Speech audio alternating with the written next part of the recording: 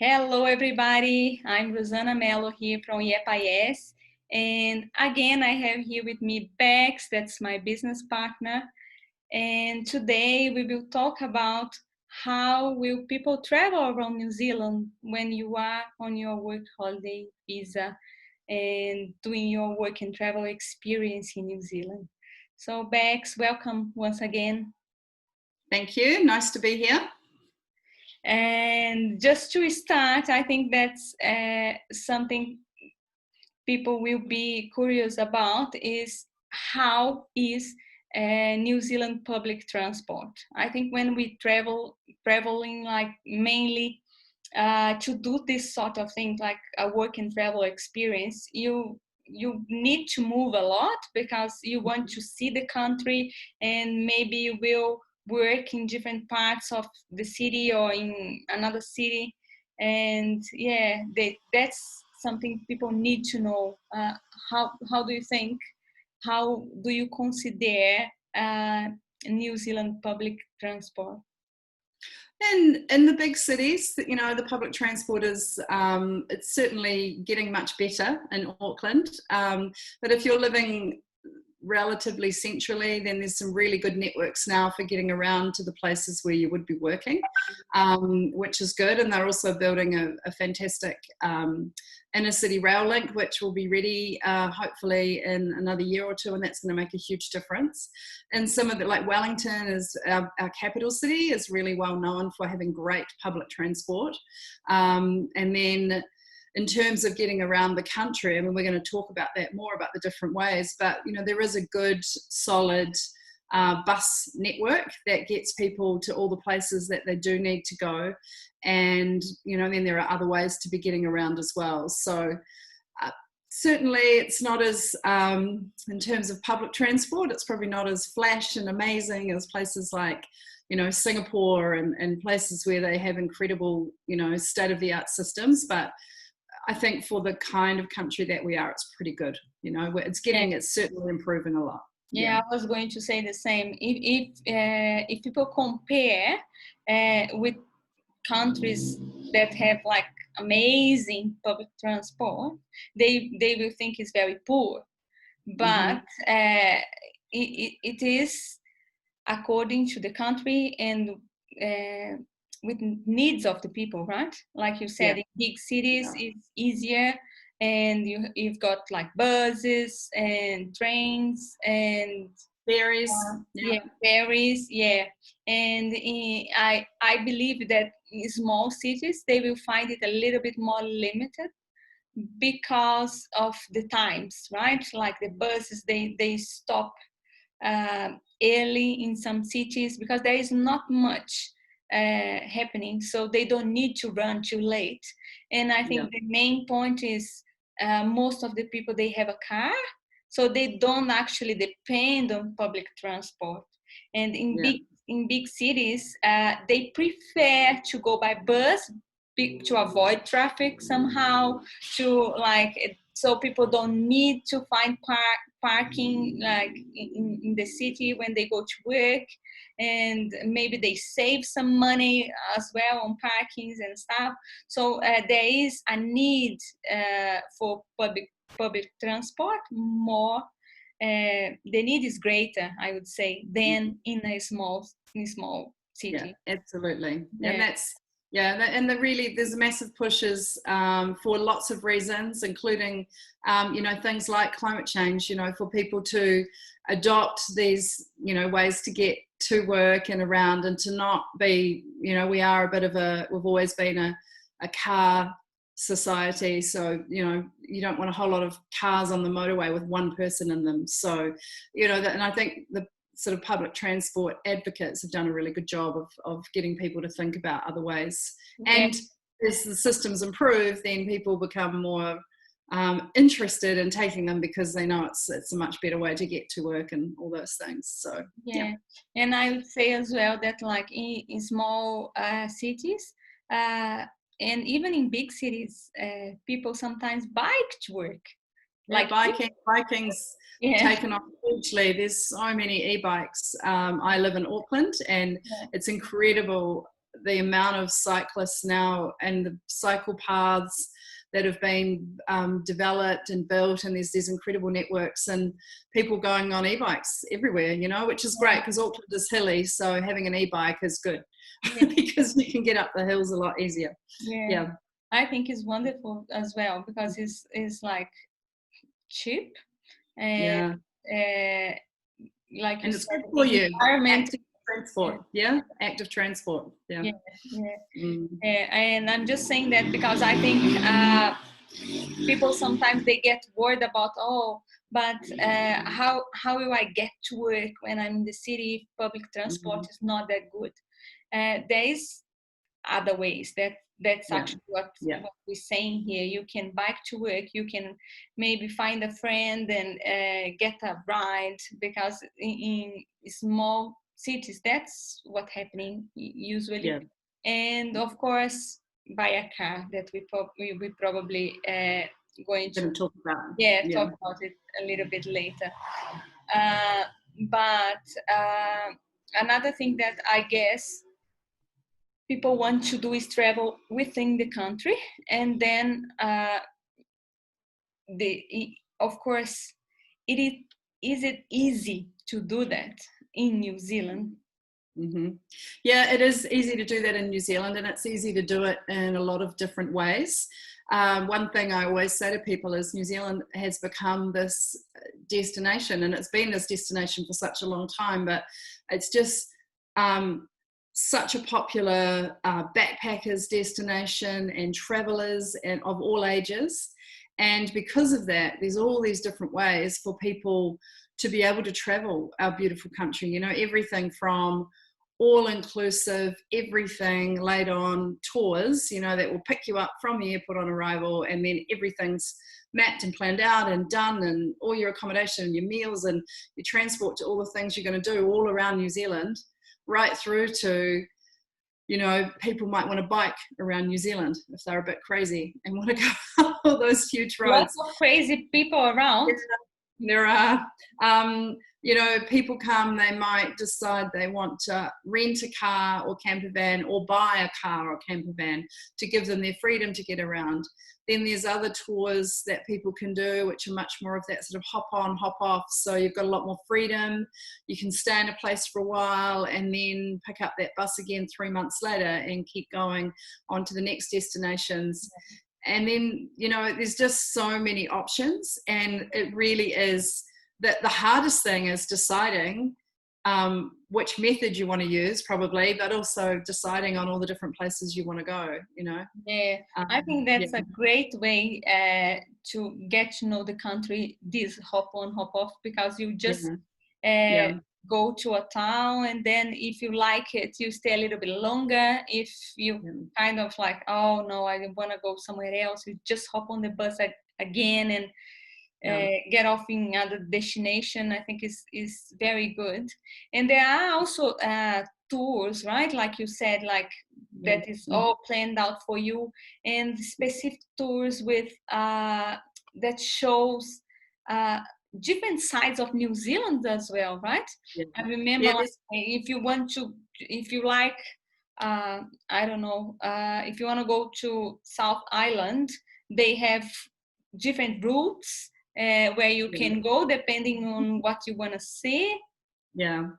There's tours that are really catered towards, you know, there can be some really high-end luxury style tours that will be, you know, looking at, you know, really high-end food and wine and all those sorts of things, and really luxury experiences, you know, right through. There's lots of some great companies that run really active adventures. So you're traveling with, you know, a bus with a trailer on the back, and there's loads of bikes. And so every time you stop somewhere, you all can bike around. You're doing hikes that are organized, and kayaking and all those sorts of things.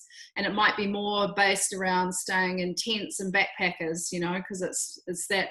And then in the middle, you've got really easy run of the mill, you might do walks every day, but they're kind of a walk to a waterfall, a 20-minute walk with some great photos, Yeah. stopping for coffee, those kind of things. And there really is something for every level. And some tours will be for older people, who aren't as mobile, but then there's tours for young people that just want to have a bit of a party, like have a really good time in New Zealand. So it's, again, there's just so many options, it's hard to.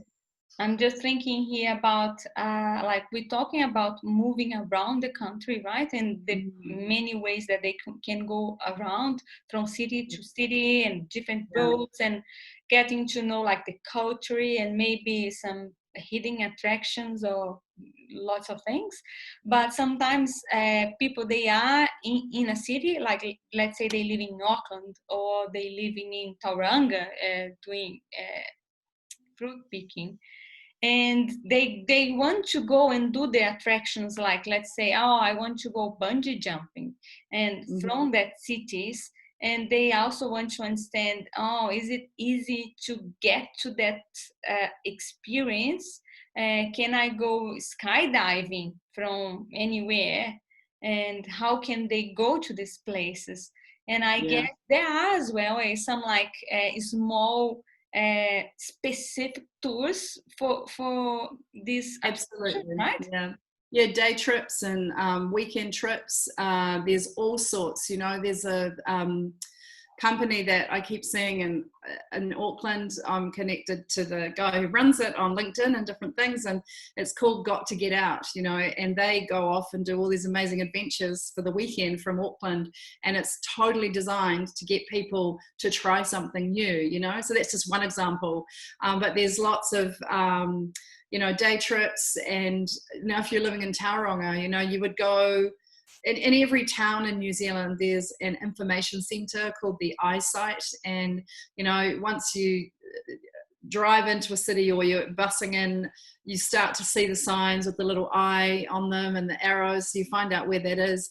And every town has one, and they're full of these incredible people who love their region, and they are there to tell you as a visitor to that region, whether you're a New Zealander or a traveller from overseas or anybody, all about what's available to do in that area. But also, I was in one recently when I went to Rotorua, and they had all the brochures for everything in Rotorua and around Rotorua, but then they also had everything for other things you could do an hour or 2 or 3 hours away, day trips and weekend trips and all that sort of stuff. So the information, everything's there, and is really, it's really easy. Again, the hardest thing to do is to decide what you want to do, Yeah.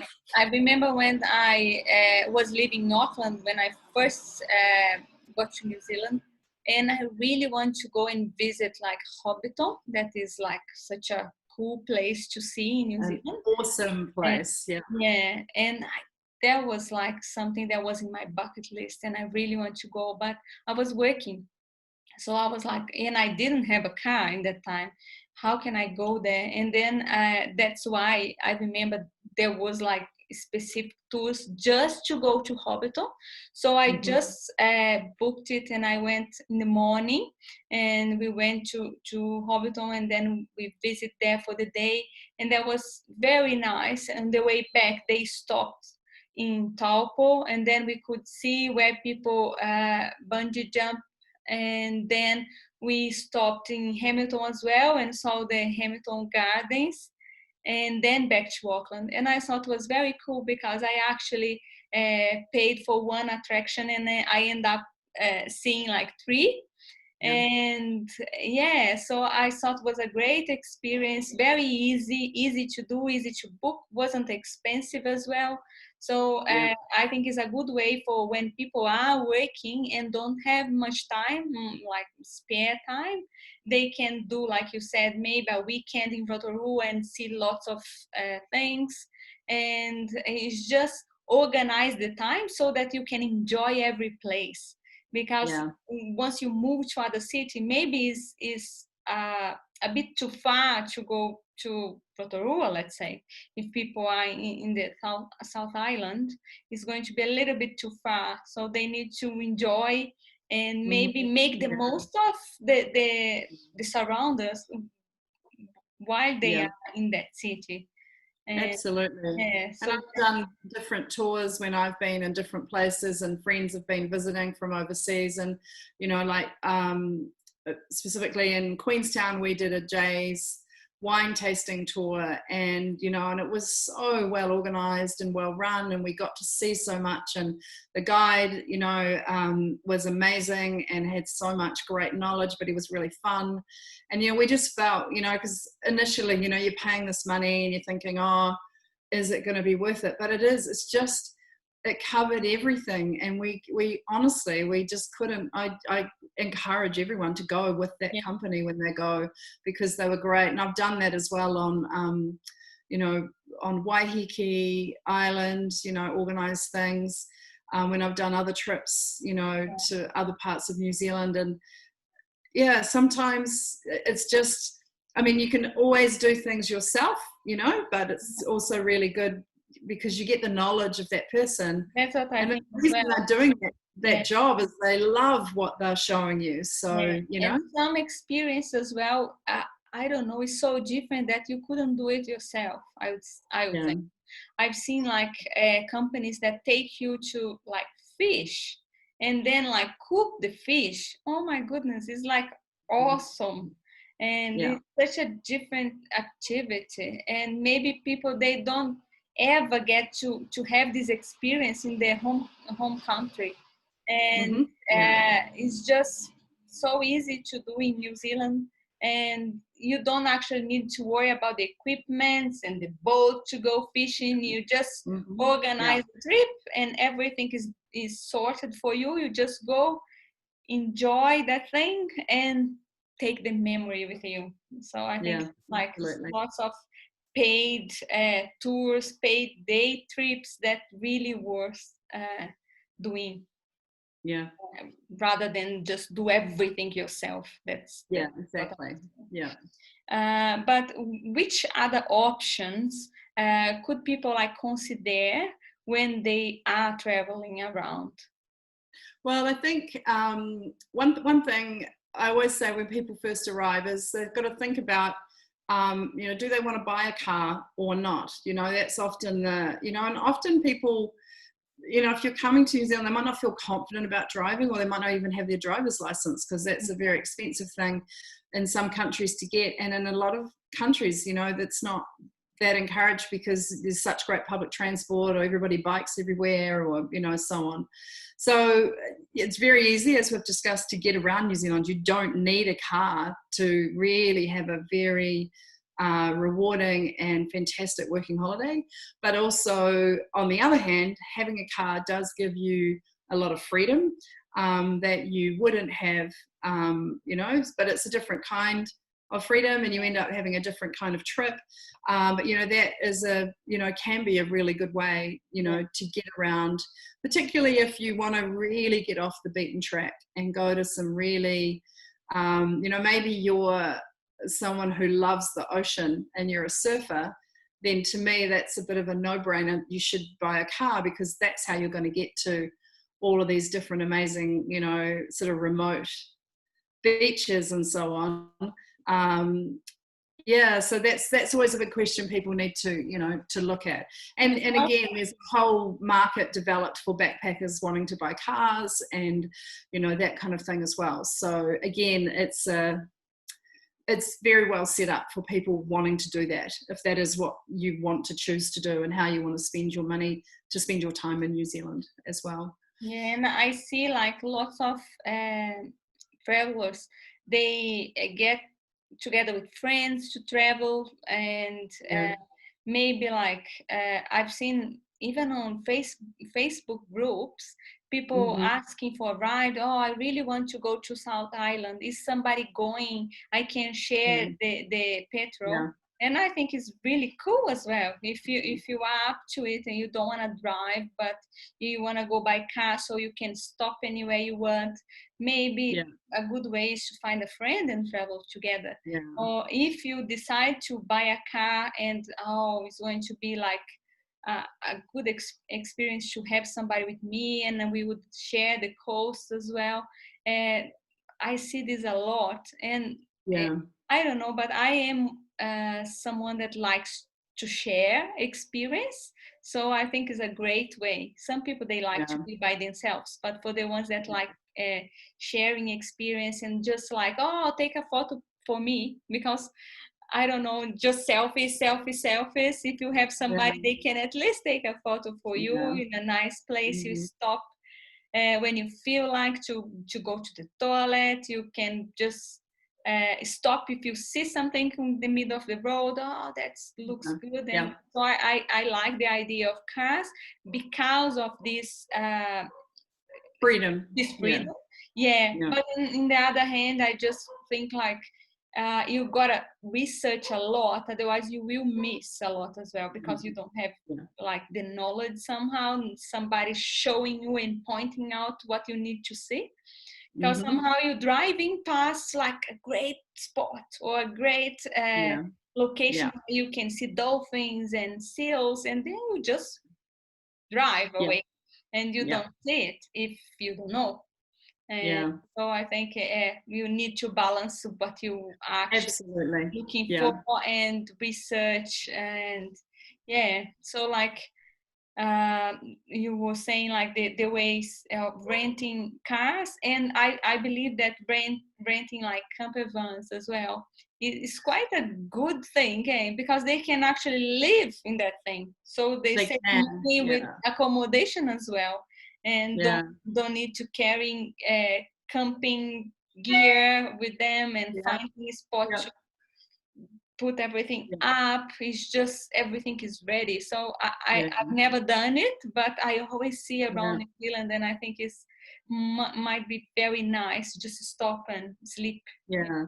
I've had a lot of friends do it, and recently, just with everything that's been going on, globally, with COVID-19, but in New Zealand, they've had some really big specials with all of the camper van companies to get New Zealanders out to look around New Zealand in a camper van, like all the overseas tourists do. So Yeah. I've had quite a few friends have actually taken up those offers and gone and loved it. Like, just said it's such a great way to travel because you've got the fridge and you've got food. They're funny, they're like, you've always got cold wine, so you can stop and watch the sunset with a glass of beautiful wine, but they've got tea and coffee and food, and it's all contained. And these guys were traveling in winter too, because it was middle of winter, but they just said the campsites and the places, just what a great way to travel, Yeah. and I've had friends from overseas come and do it as well.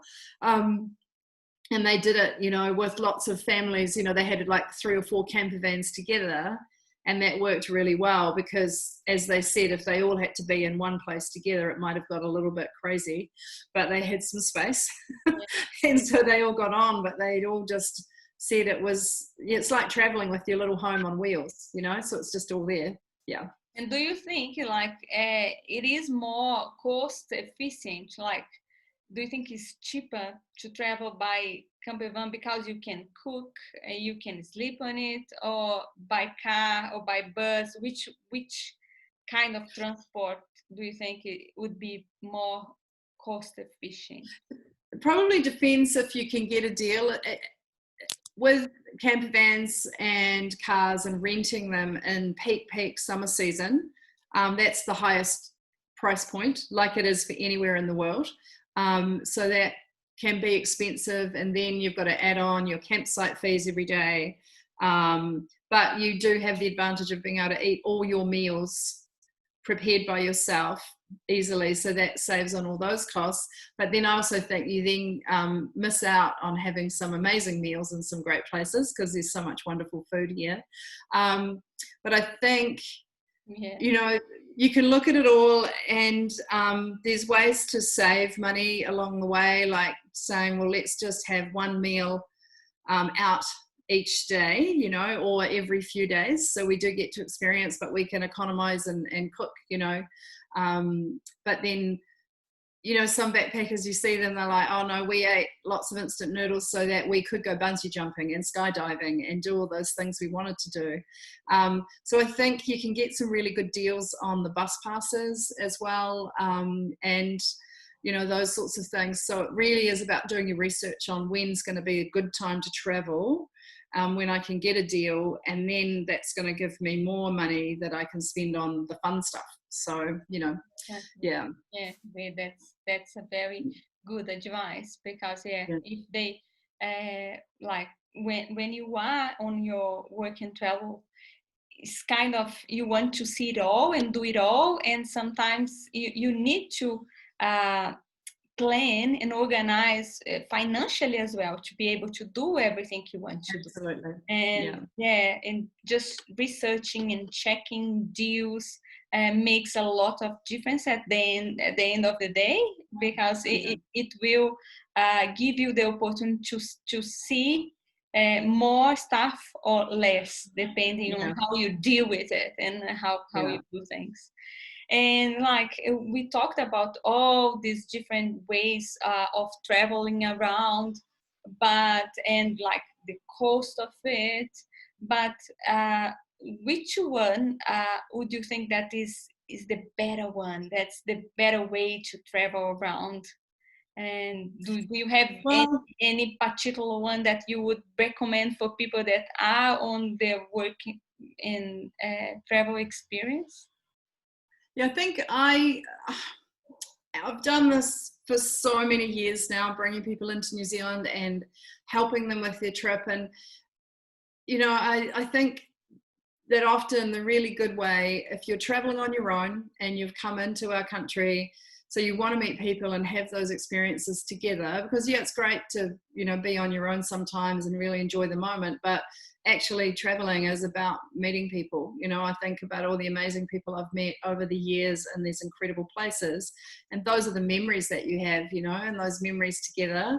So I think that the hop on, hop off buses, you know, there's a company that I've worked with for a long, long time, and they do such a good job. They take you to all of the really, you know, got to tick that box because I'm in New Zealand places, you know, the bucket list stuff, but they also have these incredible once in a lifetime experiences and these incredibly New Zealand places that you would never get to if you were doing it on your own, because they are exclusive to their company, and people come away from that like just really quite changed and just saying, oh my God, it was this most incredible thing. And I think it just gives you that instant network. But the great thing about it is if you're not with the same people the whole time, because you could stop and get off for a little bit, and then when you get back on the bus again, it's going to be different people.